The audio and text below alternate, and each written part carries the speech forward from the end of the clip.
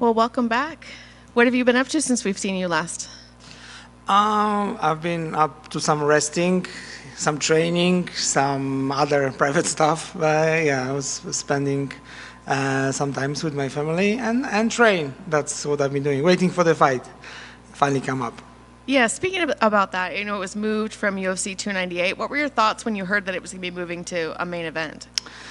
Uh, the fight when the fight is moving is a little bit hard because you are already heavy camp and you're just a little bit tired and you're just waiting for the final day and now it's rescheduled, so that's a little bit damage to the camp schedule, but it was cool. It's always nice to see your face on the posters, and yeah, so I agree. And since I know there was some problem with Thai there, so I had such things in the future, and somebody did it for me, so why not? Was there any disappointment that you wouldn't be fighting in front of fans, and maybe was that replaced with the fact that now you're a main event where, you can shine on this card?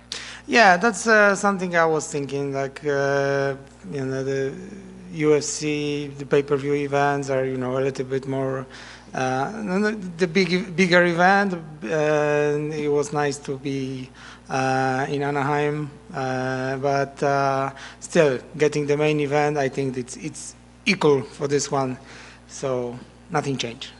What do you think of your opponent? I think Thai's excited fighters. Fans loves him for sure. Whatever first come to my mind is the heavy hands, storming forward and try to finish dangerous like till every very second of the fight. So yeah, that's pretty much it. That I would describe him. Do you anticipate it going the full 5 rounds, or do you feel like you'll be able to get in and out of there pretty quick? I don't mind going. Actually, I don't mind the cardio wise going 5 rounds. I've been doing this before, and I'm pretty much sure about my cardio. But my approach is always go for the finish. Try to finish the fight, and I'm hoping to get that done. Will you do a shoey with him afterwards? Uh, it's funny. I've been asking this for long, and I never done it. And if if there will be like a brand new shoe, maybe I will. But I might rethink it because now I don't feel like I would like to. But there's a different emotion when you come off the fight, and maybe I will try. But at this point, my answer is I'd rather not. Have you had a chance to kind of think past this fight? I know you don't want to look past him as an opponent, but have you set some goals in terms of how you see this year playing out for you? Not really, because there's a learn when what you get from every fight, and my last fight was a loss, and I was very good prepared for this one. Didn't expect that it won't last more than 90 seconds.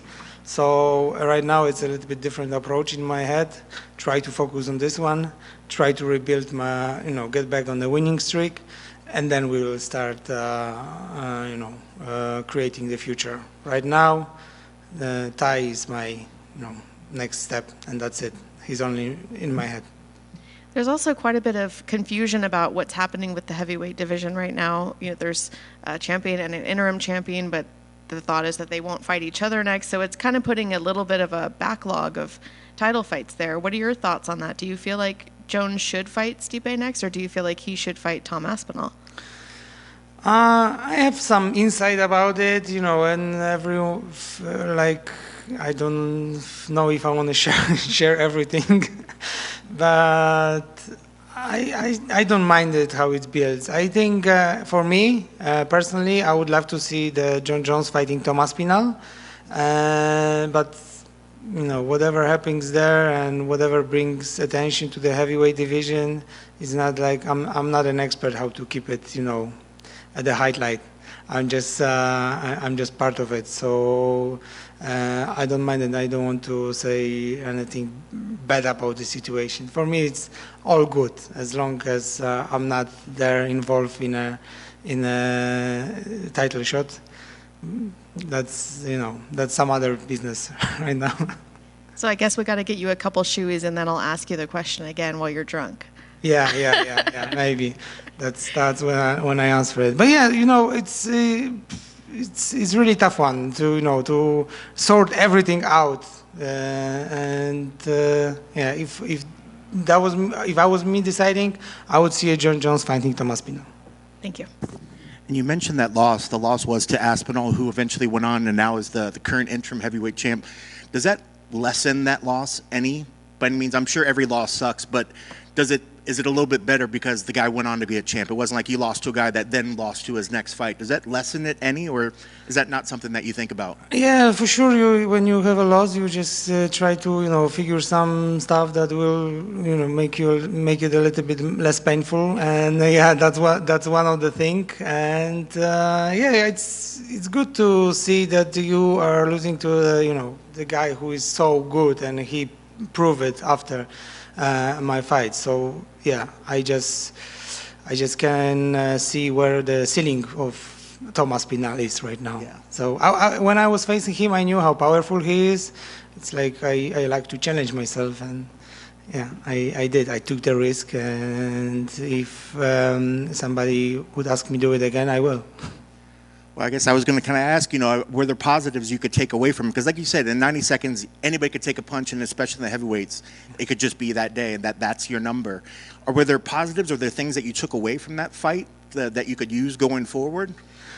It was tough to find any positives because, as I said before, I felt like I am in the best shape of my life for this one, and just the thing I need to accept it after this was like there is someone better than me in the sport, and whatever I could do is just go back to the gym and work on everything of every aspect, not changing something that I thought that would mistakes. For sure, I need to work much on my defense.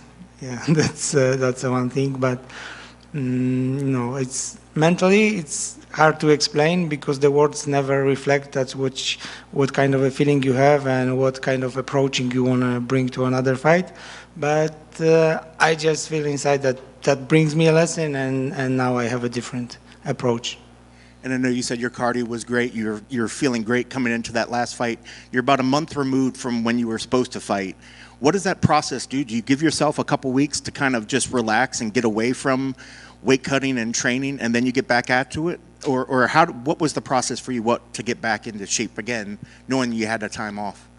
But you mean after my... how the fight got rescheduled. Oh, rescheduled. Yeah, like how do you deal with that month where they said, we're sorry, we're not going to put you here, we're going to put you here, but it's going to be a month later. Yeah. What do you do with that month? Well, it's usually I just making a little bit low intensity during the training, but I keep training, maybe a little bit less session during the week, and that's it. You cannot change that much because when I train, I never go to the training camp and say and see how many training session I have to do. It's like I just try to feel my body. When it's tired, you just need to get rest.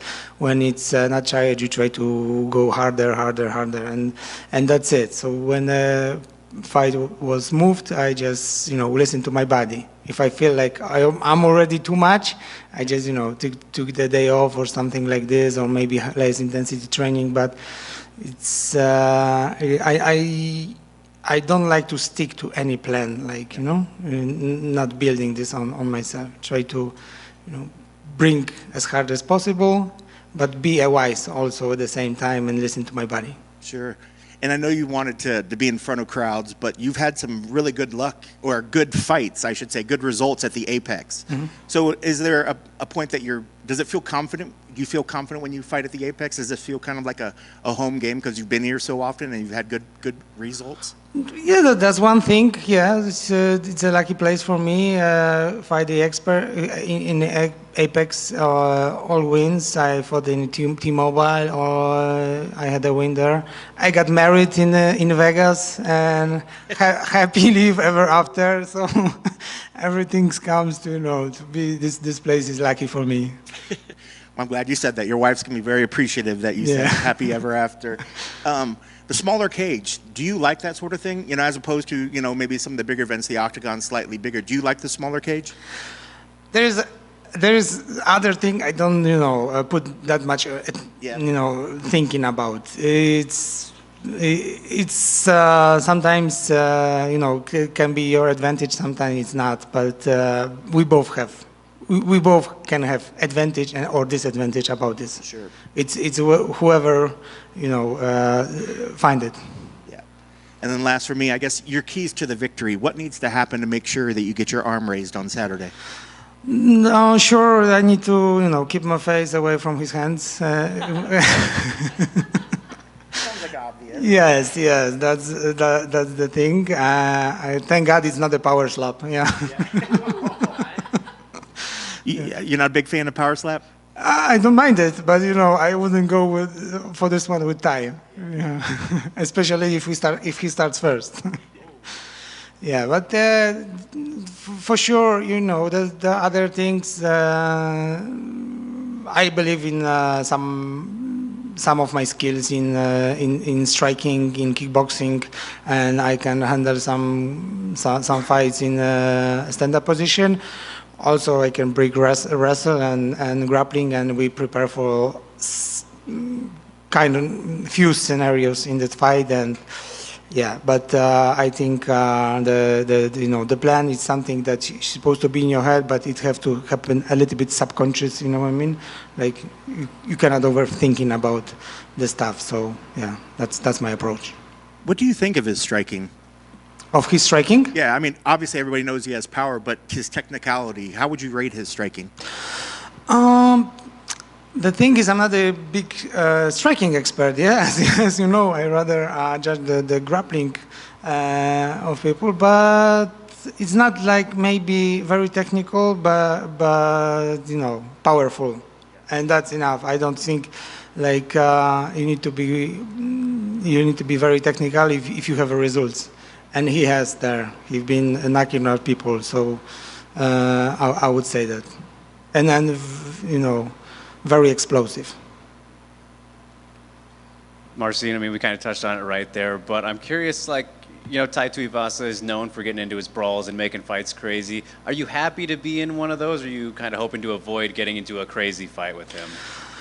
I don't mind it. As I said, I like challenges, and he's challenge, and sometimes it's better when when you have someone who already go there to fight, rather than someone that you have to chase around the cage, around the octagon.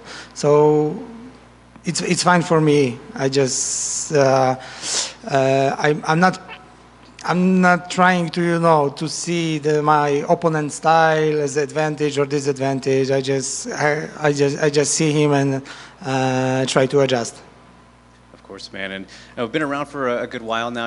A good veteran in the game, but still looking young and great up there, man. I'm curious though, what's the secret? Yeah, what's the secret?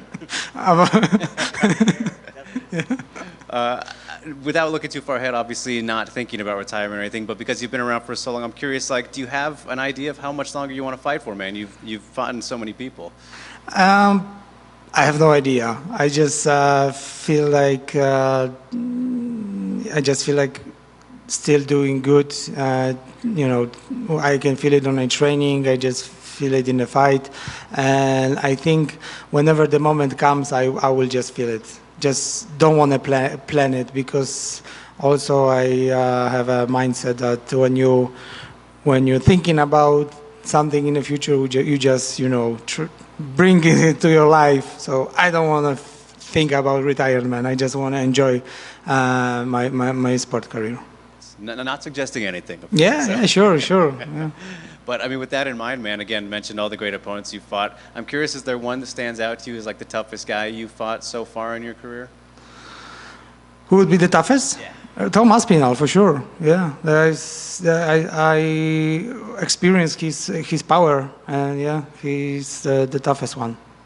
Yeah, of course, man. And last thing I'll ask you, Marcina, I just got to get your thoughts on, your fellow countrywoman, Joanna Jędrzejczyk, just got in the Hall of Fame. What was your reaction to that? I love it. I think he did 100% deserve it, and I just waited actually for this to happen. So we love it. The Polish crowd is very proud for her and how she built. Actually, I think she's the legend of the MMA in Poland. So and worldwide for sure, for the women MMA for sure. So yeah, love it. She's my friend, and I really try to congratulate to her. Best of luck, Marcin. Thank you. Thank you. Thank you, but just a super fast one for me, kind of like a fun one, and thank you for taking the time to talk to us. They moved it, like you were talking about it with Kenny, from Anaheim, February, to here, Las Vegas.